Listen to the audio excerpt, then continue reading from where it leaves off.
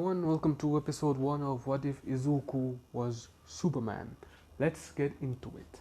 So this part starts off on Krypton basically, where where Zod is hosting rebellion against the council, and which point Jor-El takes the codex back home to Laura and the ship. As he reaches it, he hugs and kisses Laura as he places the codex on this device, which begins siphoning it off and into the ship. He goes up to the console and begins punching in all the coordinates and all the destination and setting the ship up as he prepares to blast it off. At this point, he and Laura haven't actually naturally procreated to have Kal-El. It's basically an incubation pod on the ship itself. So he places his thumb on the dial on the ship, and it begins to hum. The ship begins to hum and begins to take off. At which point, Zod blasts in the door, demanding where the codex is. Demanding where the codex is. Jorah, looking at Zod, immediately pushes the launch button before Laura's AI could be integrated into the system as the ship blasts off. Zod sees this, tries to shoot at it, but its shield stop the bullets as it goes blast off out of the atmosphere. Seeing this gone, he raises his gun to Jor-El, saying, "What have you done? Where is the codex?" And he says, "It's gone." As Jor-El looks up in the sky and at Zod with a smile on his face. Zod at this point, furious about what Jor-El has done, decides to shoot him, shooting him right in the chest as he falls to the ground. Laura goes up to him and tries to comfort him, and as Zod prepares to shoot her as well, he hears explosions outside. He looks at Laura and then walks outside to see his ship's basically being blasted out of the air as he is surrounded by the council, saying that his rebellion has failed and that he is going to be arrested and put on trial for treason.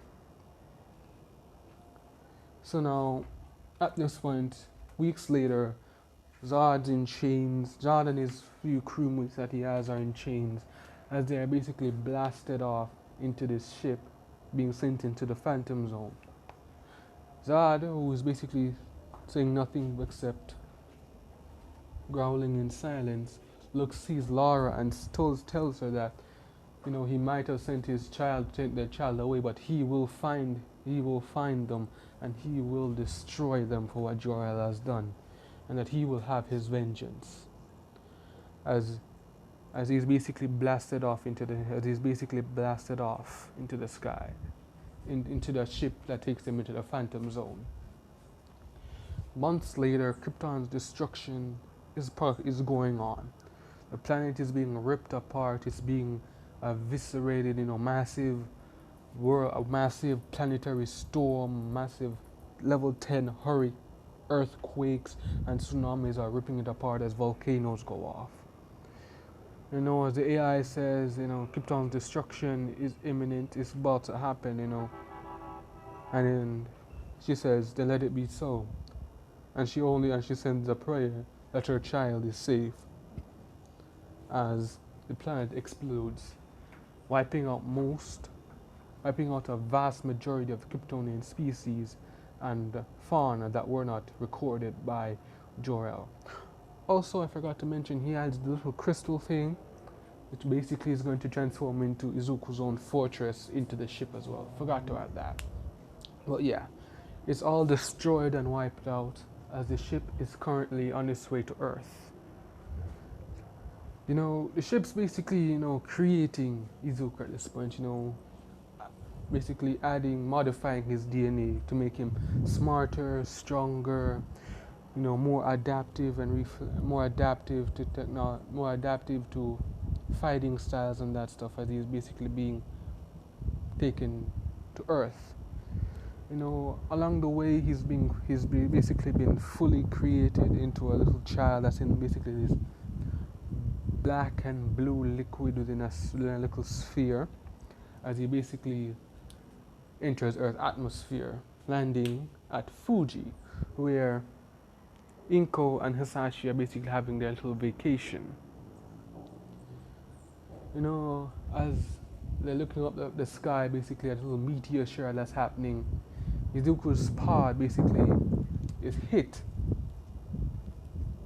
Let's see, it's hit by one of the meteors. No, it's not hit by one of the meteors. It basically just crashes into the. It basically enters the atmosphere, creating a sonic boom as it crashes into the side of the mountain.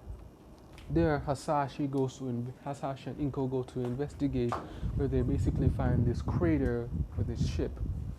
And as it opens, they expect something horrible to come out, only to see a little baby. The ship basically removed it from the little tank, basically, as the two of them approach. At first Hasashi basically wants to leave it alone, but Inko says against it, saying it's a little baby, how is it going to defend itself? He disagrees and they start having this little argument, which Inko wins, and they take little Izuku out of the pod and away with them.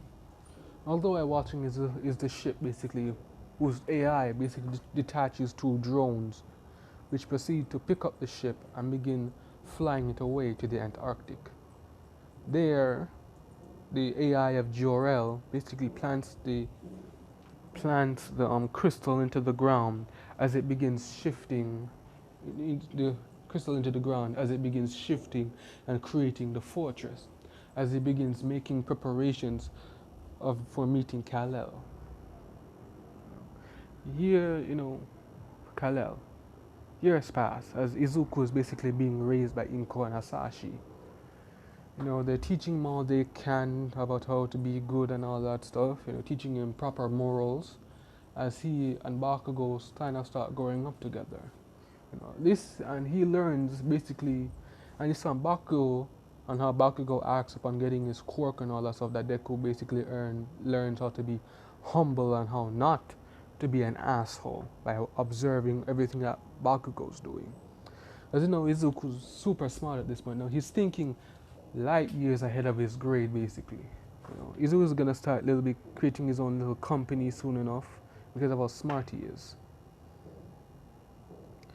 So, smart he is. Years pass. Again, time skip.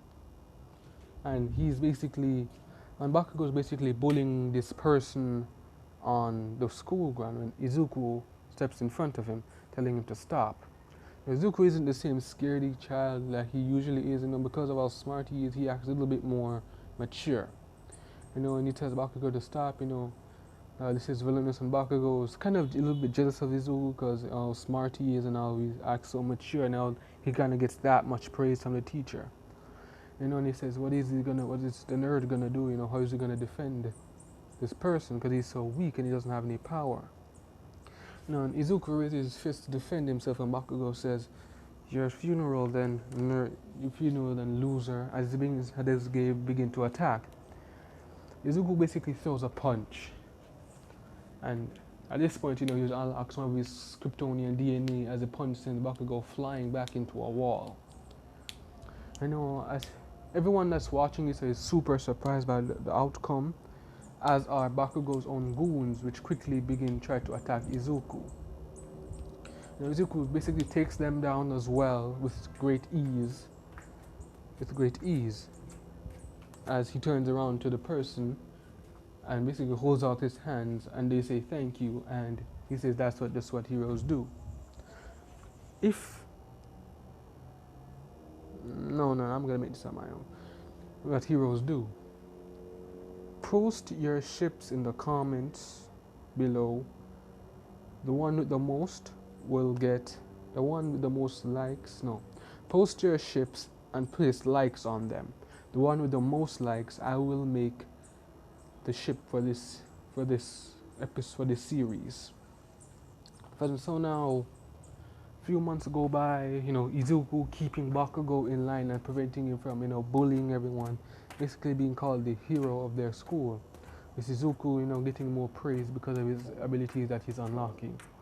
With getting super speed, super strength, and invulnerability.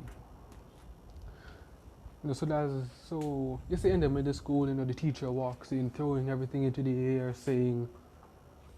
basically saying how he knows what they want to be heroes and that stuff. Bakugo does his usual shtick of he's better than everyone, how he's gonna be the number one hero, and how he's basically gonna, you know, how they're all gonna be sidekicks to B and D listers if they're lucky. Now everyone basically loudly disagrees with what he's saying, which makes him angry, which shuts most of them up. I know, and teacher says, how he's got high scores, he has a potential to go there, which makes Bakugo smile. But the teacher says that Izuku Midoriya has the highest scores, with 100% on all of them, basically acing all his tests, which pisses Bakugo off, but he doesn't really say anything because he knows that Izuku can beat his ass. And as they're packing up, Izuku says goodbye to everyone, wishes them luck on everything that they're gonna do. They all thank him for helping. They all thank him for helping them out, as he basically walks away. He takes the shortcut that he does in canon as he's attacked by the sludge villain. And as the sludge villain, tries to attack him, tries to wrap itself around and go into his mouth, Izuku basically closes his mouth, and the sludge villain can't go in there. So as Izuku's trying to push his way out, it's sludge, so he can't really make any physical impact, as his fists aren't able to get any momentum behind it. As Izuku is basically wondering what he can do, he basically exhales. His body basically takes, his instincts take over, and he exhales. And then he just hears this screaming sound from the villain, as basically then silence. Izuku opens his eyes, and he basically sees that he's surrounded by ice. Flexing, Izuku breaks it, and he just looks down at the villain, who's basically just frozen, his eyes and teeth visible. Then All Might comes, saying his usual thing, and then looking down and seeing basically the villain, basically a frozen villain that's basically been broken apart. All Might asks Izuku if he did this, and Izuku says yes, he's sorry for using his quirk, but he had no other choice. Now All Might says, that's good, did you defended yourself. With your abilities, with the abilities you've shown right now, you have the potential to be a hero. A lot of potential, in fact. And this makes Izuku excited that his hero, his idol, basically told him that he has potential to be a hero. As All Might goes away, he signs Izuku's book, and Izuku basically runs home, telling his mom what happened. As she's overseas working, but he sends money and comes into contact with them once in a while. So as Izuku is basically preparing to go to bed, to sleep, he hears a knock on his window. He opens it, and he says, and he sees an AI which quickly enters the room.